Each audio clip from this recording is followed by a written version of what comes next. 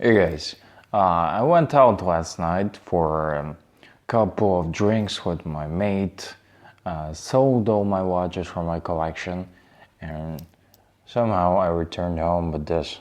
It was only a couple or three drinks or four. Didn't got drunk, but I returned home with this one.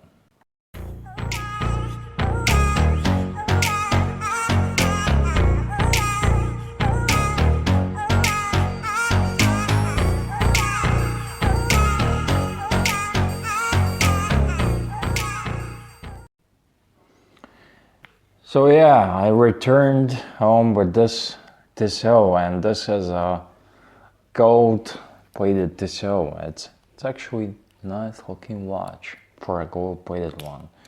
I gotta tell you, it's crazy. And this is not gold plated. This is ionic plating, electroplating, and it's not that loud. I gotta tell you, it has a blue dial. I will give you a closer look of this one in a second, but I just wanna address the concerns. I told you I sold all my watches, and I did.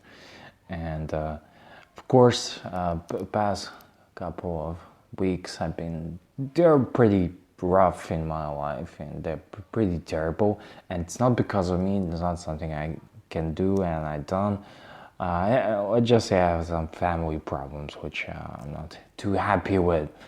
However, in all that, I was chasing to buy another Breitling in my collection, and I found a perfect chronomat on a bracelet, which is pretty much the same family I had, the Breitling I had, the Crosswind, except for the chronomat I had the bracelet, and it's more younger, and that's when you look at the older chronomats, that's the exactly Breitling I want, and I prefer the design, the thinner bezel, and everything else. Those are pretty much perfect, but one, and I was about to buy a chronomat, but the guy changed his mind. I got all the money ready, sold all my watches, got everything ready, and the guy just changed his mind, which is fine. I don't blame him, but it's really bad. I was thinking, should I sell all my watches or not? Should I or not? Let's just first buy a watch, then sell all your watches. But I said one day, what the heck? I had them forever. I even sold my beloved Orient Blu-ray and Black Mako and everything, and I said, what the hell, I had them forever. I can always buy back an Orient, even the new generation, to check them out, but I wanted something different. I wanted to change, and that's basically the reason why I sold them, and also to create funds. So what happened, I was at the place, the guy changed his mind, and that's basically it. He didn't want to talk money, he just gave up. I offered him more money, and he just changed his mind. Don't want to sell it, mate. All right. A couple of days later, I got a phone call from my friend, and he found a Navy timer, and he's asking me, will you be interested in buying it? I'm kind of strapped for cash right now. Said sure, why not? I already had a deal with Chronomat, and I thought this was destiny.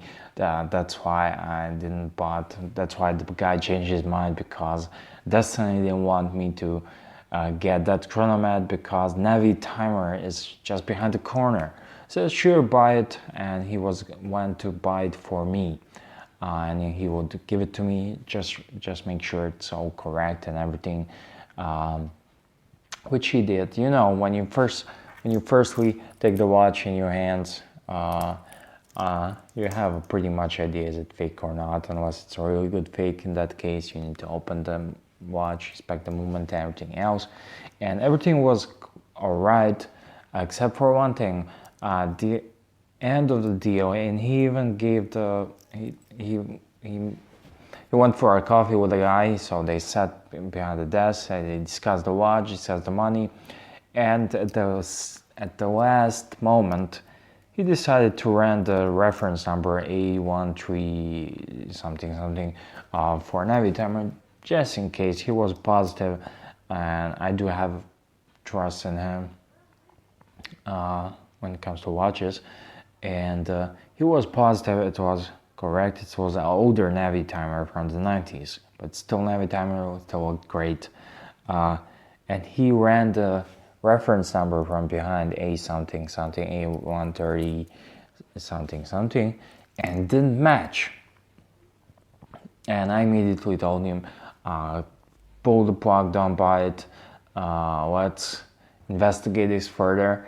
And sure enough, I went to the Breitling source, which is the forum where I ask all my Breitling questions, because I don't have that much experience. I recommend to everyone.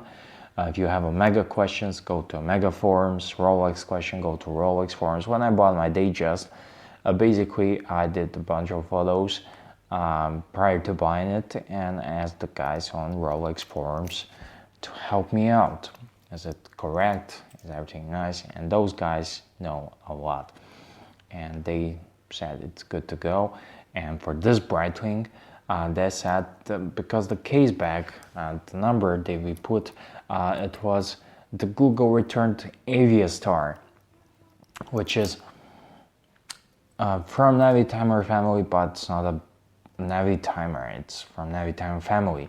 And so, by the way, Breitling Aviastar is one sexy watch.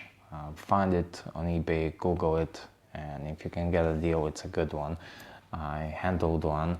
Fortunately, couldn't film you, but I did handle one, and it's a great watch. However, what turned out to be what I thought that someone replaced was the case back on the watch, and found maybe in the service center somewhere. The watch came from the United States, this Navy timer. So someone took Aviastar case back and screwed it on Navy timer, and I gotta tell you, I didn't buy the watch, of course. I asked on the forums.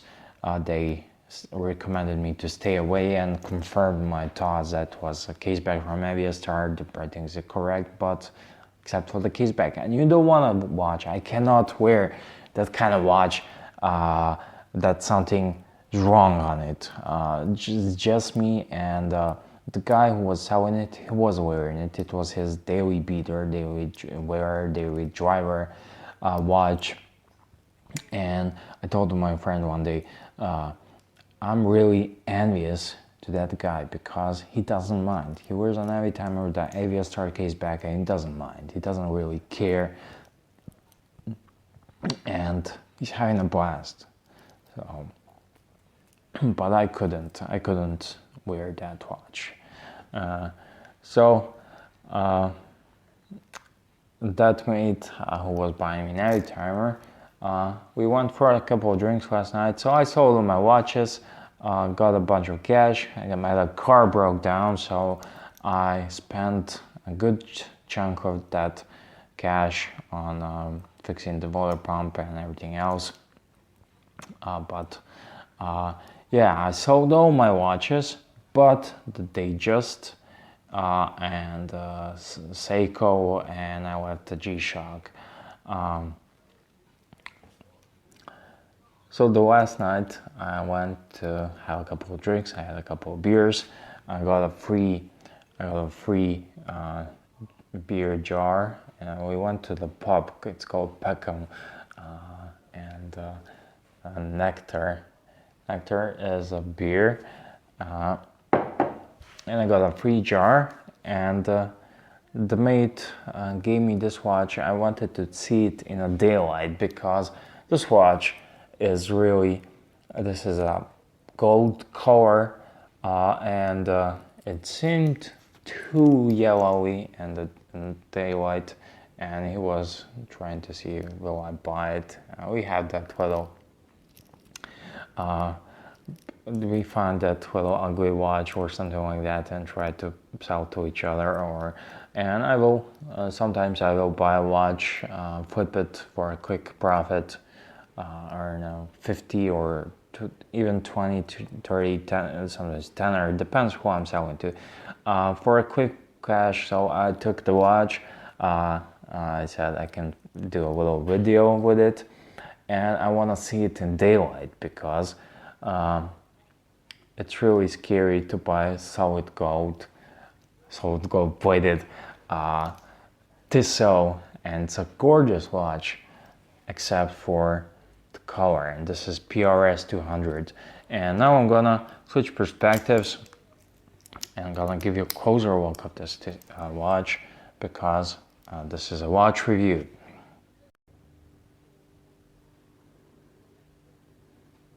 So yeah, this is a Tissot PRS 200 millimeter water resistant watch from Tissot. It's a chronograph, quartz chronograph. I had the black one and the silver dial in the stainless steel. This one is in stainless steel as well, but with one exception. This stainless steel is ion plated. It's a new technology. It's a substitute to gold plating. You can call it a gold plated, like I do most of the time, but this is ion plated watch. It has like that gold color, but it's not that pronounced like some other gold watches, and it has that beautiful dark blue dial here. It's just gorgeous watch, and I can see how this can work with someone. And the gold color on some watches is just hideous. It's terrible, but I gotta say, Tissot has done it right, and there's always a buyer for this kind of market or this kind of watch. Sometimes people walk into the boutique in the store and they don't want to buy a silver color stainless steel watch because they don't know better, and they want to buy a gold tone, and of course Tissot made it for them. And I love the dial on this one. The dial is just deep blue, which is kind of hard to see. And I think this watch, if I get it from my mate, if I buy it from my friend, I think this watch can look good on a leather band, because this bracelet, it's now good. So yeah, thank you for watching. If I decide to get it, it will be a friendly price, friendly bargain. You can see the bracelet band. This one doesn't have a solid end links, but it's a really nice watch, and I recommend looking for Tissot on eBay, on Amazon. I will put an Amazon link in the description box, so you can check that out. If you buy a watch, I will get a little commission, so I don't do Patreon, but if you use my links, I will get a little couple 20 cents or $1, depends on the size of a purchase. But yeah, that's it. This was my little Tissot PRS 200 millimeter folder resistant watch review, and this is a gorgeous watch except for the color, and even the color is not that bad. I don't see it through my viewfinder. I will see on my PC, but the watch is not half as bad as you would thought it would be. So yeah, thank you for watching. I'm edcgunner. See you in the next one, and please subscribe, give me a thumbs up, and do tell me, what do you think about gold plated watches? Do you own one, or you are just like everyone else and hate them?